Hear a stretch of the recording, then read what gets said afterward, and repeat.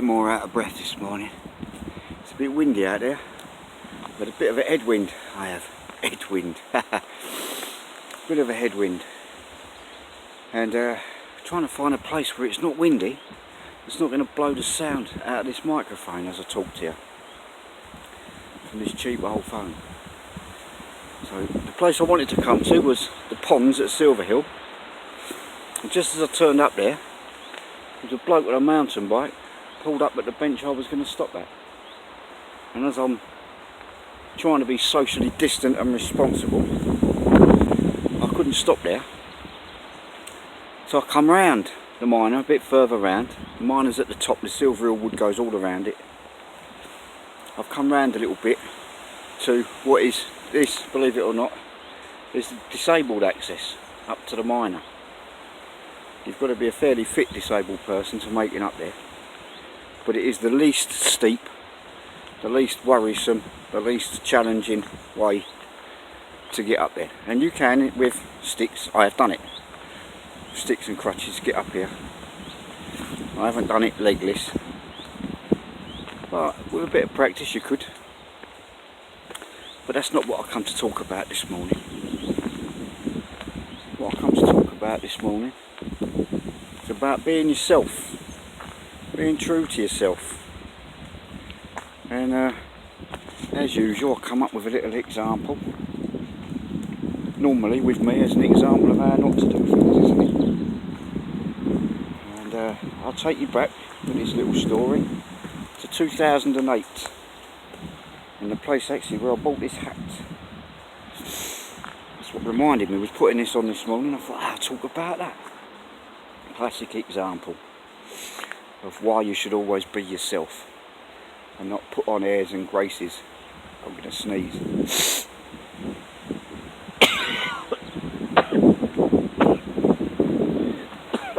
Excuse me. Into the cup of my elbow, look, being a good responsible citizen. I've been listening, Boris. Now then, 2008 was the year of my lovely wife's 40th birthday. And by then, she had already put up with 5 years of me being a biker, going about doing my business. I hadn't been a biker for 5 years. But she moved in with me in 2003. So by 2008, we'd been a couple for 5 years. Capiche? So, I thought significant. She was coming up to the life begins age. You never discuss a woman's age, but it was 40. So yeah, her 40th. What are we going to do? Where are we going to go? So after a lot of thought and discussion, which I'm not really very good at, we come up with a city break. Why don't we do a city break? And why don't I surprise her? So right you are. Right, I've never been to Prague, never been to the Czech Republic. I've heard it's a good place to go. So we'll go there, we'll go to Czech Republic. So off I went to the travel agent, gave them several of my pounds and booked it. For the weekend surrounding my wife's 40th birthday. Now, I was determined on this trip. It was all about my lady. It wasn't to do with me. Definitely nothing to do with bikers. So, when we packed the bag to go, I left my wallet and chain. I always used to wear. Left that at home. Used a different wallet. I left all my biker gear at home. Boots, everything. No support shirts, no club hoodies, absolutely nothing. Took off all my rings, just one chain around my neck, the one I always wear. And oh, that's another bit of the story actually, I'll come to that in a minute. The adornment that was on this chain was a little silver hand grenade. I'll come back to that, it's just reminded me. I'll come back to that. So, looking as non-bikery as I possibly could, tuned up beard, everything. Off we went. So, to this hotel. what had been booked through a proper travel agent, not a mate of a mate or anything like that. No club connections, nothing. Just a citizen and his wife off on a weekend city break. So we gets to Prague, gets to the airport, we've got our transfer, taxi, and as I normally do with these things, I try and talk about something cultural with the taxi driver, try and get a feel for the place we're visiting. One of those annoying tourists, you know. If you do airport exchanges in your job, I'm the bloke you don't want, because I'm asking you all about the stuff, basically giving me free tourist advice. But there you go, that's what I'm like. Found out that they like cabbage a lot, borscht a lot, and not much else, to be fair. Lots of language problems. We got to the hotel complex, where the hotel is. There's a conference centre. You don't know any of this. There's a conference centre on the grounds. That's on the main road side before you get to the hotel, which is sort of tucked in behind it. And if you know Prague at all, it's just down the main road from the football ground. The football ground that's got a drive-through McDonald's in a pedestrian precinct. How about that? Eh? And they take the mickey out of the Irish. But anyway, that's where it was. It's a big, as it was then, big new Tesco's. And about a mile down the road from there is this hotel. I'm not going to say the name of it, because I didn't like the place. It was bloody horrible. No restaurant, nothing. We had booked, inadvertently, the biggest dive in the whole of Prague, I think. Everything was, there was no English. Everything that was said sounded to me like it was being said backwards, with no possible at the end. And if you imagine the person speaking backwards, I'm not going to do it on camera. I'll do it in front of you live if you buy me a drink. But at the end was, it's not possible. So what are we going to do about dinner tonight, I says. It's not possible. How do you mean it's not possible? Got to eat something. Oh, it's Tesco's up the road, basically, in a broken pidgin English. You English can go to Tesco's up the road. So, I've moved on a bit, haven't I? I've moved on a bit. I've missed an important bit. Got out of the cab, about 100, 150 yards from the hotel. He wouldn't go no further. It's no possible. That was the first time it's no possible came out. What do you mean it's no possible? The bloody hotel transfer, you idiot. Take us to the door. It's not possible. Goes to the boot, takes our bags out, dumps them on the floor. He's off, mate. He's off. 2 black lines. Off up the road. Gone. What's going on here? So, I weren't very good with the old mobility then. I couldn't walk. I mean, 100 yards for me then was a long, long way. So, stick in one hand, bag in another. And Margina with her bag, a big bag obviously, made it to the door. And the reason was, we found out that there was a tattoo convention, an international tattoo convention, and the people doing the security and the people occupying almost every room in the hotel we were staying at was a member of the Hells Angels Motorcycle Club, was members of the Hells Angels Motorcycle Club. They were doing security on the door, and everywhere you looked was red and white. Diamond for me. I was in heaven actually. Not so great for everybody who was trying to have a non-bikery holiday. So there we are. If I'd have been myself from the beginning, I'd have had a support hoodie on for start-offs. People might have thought I'd have gone there to be part of it. Even my wife thought that I'd organised it because, you know, I'll tell her at the last minute. But I genuinely, hand on heart to this day, I never planned it. I couldn't have planned it. I'm no good at planning stuff like that. Couldn't have planned it like that if I'd have wanted to. But that's how it turned out.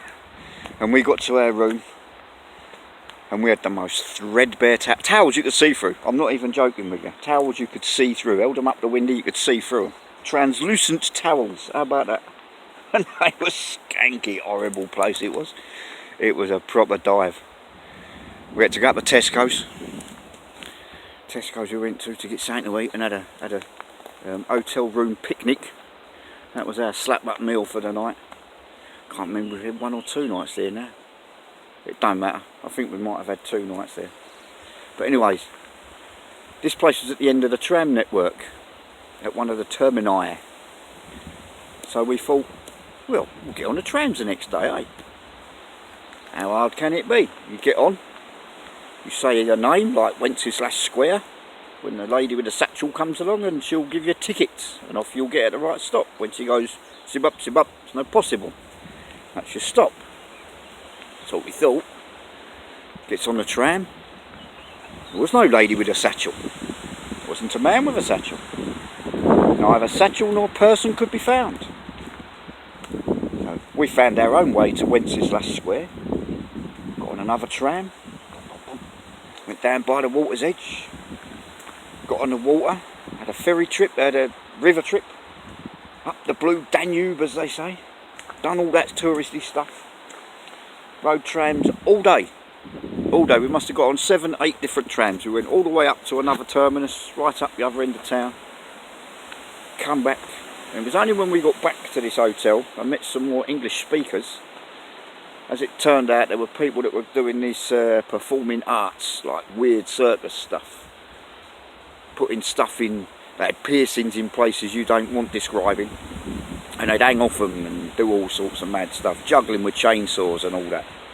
They were a stage act at this international tattoo convention.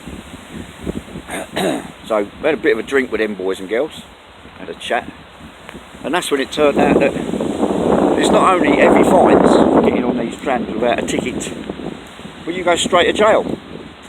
They don't muck about with tickets and penalty fares, and there's no gold hats like you get over in England on the trains with some adenoidal person. Oh, I'm sorry, but you've overridden your journey. I'll have to give you a penalty charge notice. No, there's none of that. No penalty charge notice. Straight off to the old gaol. Off you go. So there we are.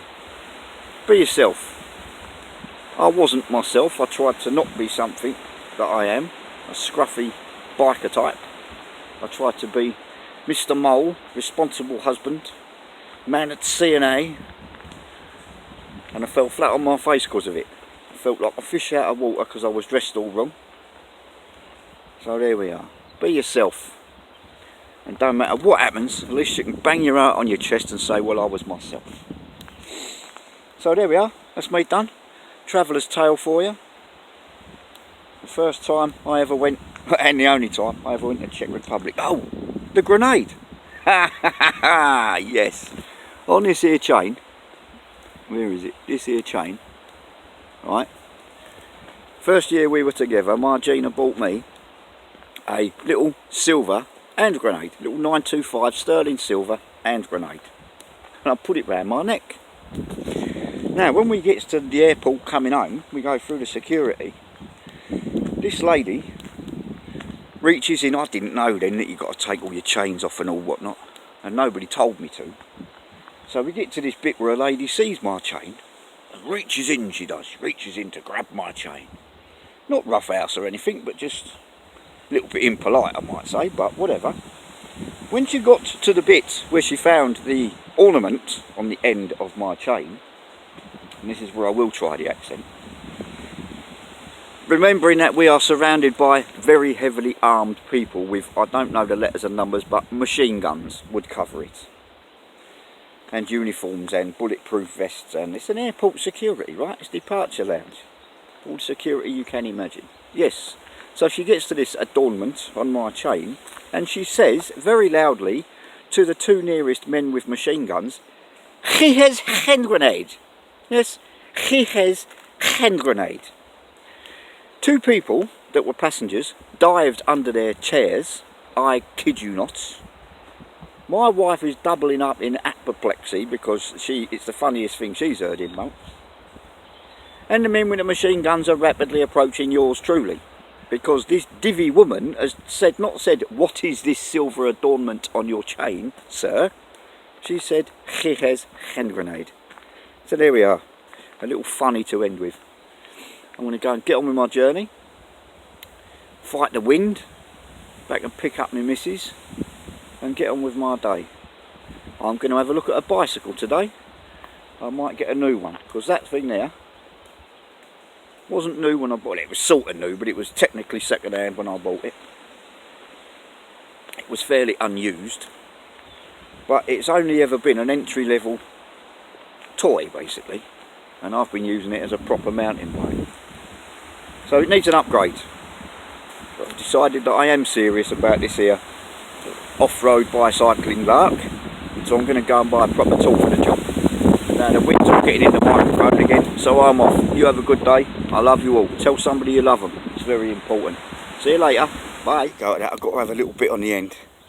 Remember these little fellas? Look at them growing now. Look. I filmed them a couple of weeks ago. Hello, Mum, Dad. Are you alright? Right. There you go then. Geeses. That's it. That's all I wanted to show you. Them little geese, them little goslings growing up, look. 1, 2, 3, 4, 5, there's one gone. Oh, it looks like one ain't made it. There was 6 there when I filmed a couple of weeks ago. Anyway, there they are. Aren't they beautiful creatures? I'll let them get on with their day. I'll let you get on with yours. See you later. Ta-da.